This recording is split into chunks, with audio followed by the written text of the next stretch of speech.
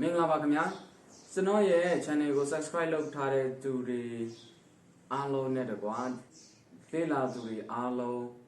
ကိုဗစ်အန္တရာယ်ကနေကင်းဝေးကြပါစေလို့ကျွန်တော်ရှေးဥစွာဆုတောင်းမေတ္တာပို့သပေးပါတယ်ခင်ဗျာကျွန်တော်ဒီနေ့မျှဝေရှင်းပြပေးမယ့်အကြောင်းအရာလေးကကျွန်တော် TP-Link WR940N router ကိုကျွန်တော် AP mode နဲ့ config လုပ်တဲ့အစီအစဉ်လေးကိုကျွန်တော်မျှဝေရှင်းပြပေးမှာဖြစ်ပါတယ်သင်ခန်းစာလေးမစတင်ခင်မှာကျွန်တော်ရဲ့ channel ကို subscribe မလုပ်ရသေးဘူးဆိုရင်လည်း subscribe လုပ်ထားဖို့အနည်းမျိုးမေတ္တာရပ်ခံတောင်းဆိုအပ်ပါတယ်ခင်ဗျာအားလုံးကိုကျေးဇူးတင်ပါတယ်ခင်ဗျာ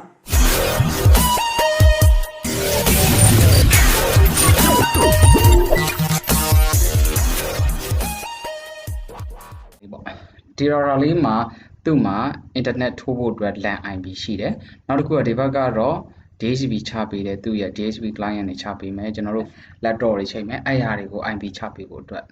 သုံးအောင်မှာဖြစ်ပါတယ်လက်ရှိမှာတော့သူ့ရဲ့ function ဒီကျွန်တော်တို့ LAN 1 LAN 2 LAN 3 LAN 4အဲ့ဒါလေးတွေအားလုံးဒီကျွန်တော်တို့ DHCP function နဲ့အလုပ်လုပ်နေတာဖြစ်တဲ့အတွက်ကျွန်တော်တို့ configure ချမယ်ဆိုရင် LAN 1 LAN 2 LAN 3 LAN 4မှာကြိုက်တဲ့ပုံမှာထိုးပြီးတော့စမ်းပါမယ် okay ကျွန်တော် LAN ကြိုးကိုကျွန်တော်ထိုးလိုက်ပါမယ်LAN ကြိုးထိုးလိုက်ပါမယ် TP-Link မှာ LAN ကြိုးထိုးလိုက်တဲ့အတွက်ကျွန်တော်တို့ Ethernet အလုပ်လုပ်သွားပါပြီနောက်တစ်ခုကဒီမှာ Ethernet မှာလည်း property တွေကိုသွားပြီး IPv4 မှာဒီနေရာမှာ use the following address ဆိုလို့ရှိရင် IP static ပေးပြီးသားဖြစ်နေပါလိမ့်မယ်အဲ့ဒါကိုကျွန်တော်တို့က obtain ဆိုပြီး automatically ကိုပေးထားမှာဖြစ်ပါတယ် okay automatically ပေးထားပြီးတော့ကျွန်တော်တို့ browser ကိုသွားမယ် browser ကိုရောက်တဲ့အခါမှာကျွန်တော်တို့သူ့ရဲ့ default IP ဒီ 0.1 ဖြစ်ပါတယ် 0.1 နဲ့သွားလို့ router ကိုခေါ်လို့ရတယ်လို့နောက်တစ်ခုက http://tplink wifi.net နဲ့ခေါ်ရင်လည်းရပါတယ် TP-Link wifi.net နဲ့ခေါ်တာပိုမြန်ပါတယ် okay TP-Link wifi.net ဆိုပြီးကျွန်တော်တို့ခေါ်ပြီးတော့ကျွန်တော်တို့ password အသစ်ပေးမယ်ဒီ password က wifi password မဟုတ်ပါဘူးဒီ password ကဘာ password လဲဆိုကျွန်တော်တို့ router တဲကိုဝင်မှုအတွက် management password ဖြစ်ပါတယ် okay admin password ပါ create လုပ်ပြီးဝင်လိုက်မယ်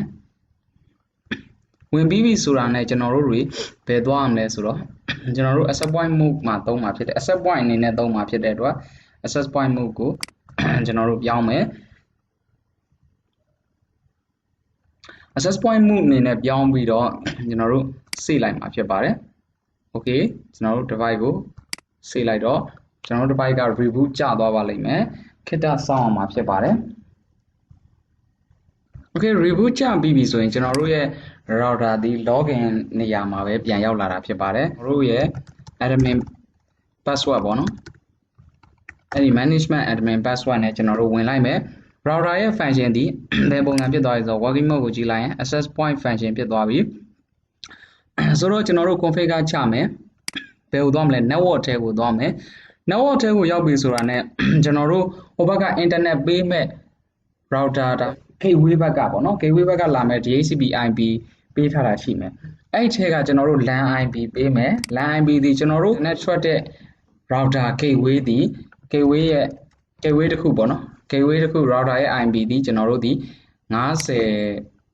နဲ့ကြာထားတာဖြစ်ပါတယ် gateway ဒီ 192.168.50.1 ဆိုပြီးပေးပြီးတော့ကျွန်တော်တို့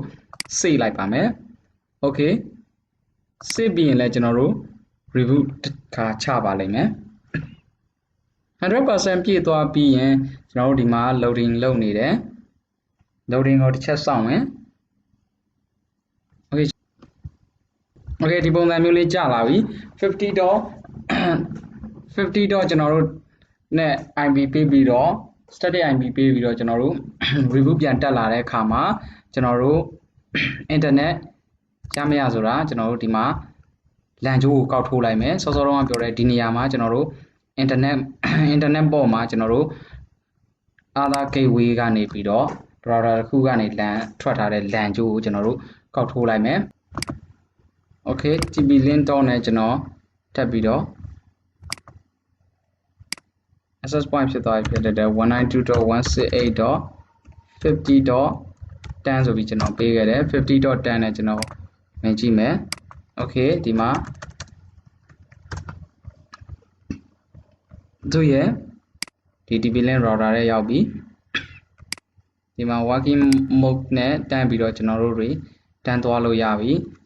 Okay ကျေးဇူးတင်ပါတယ်ဒီနေ့တော့ဒီလောက်နဲ့ပဲကျွန်တော်အဆုံးသတ်လိုက်ပါမယ်ကျွန်တော်ရဲ့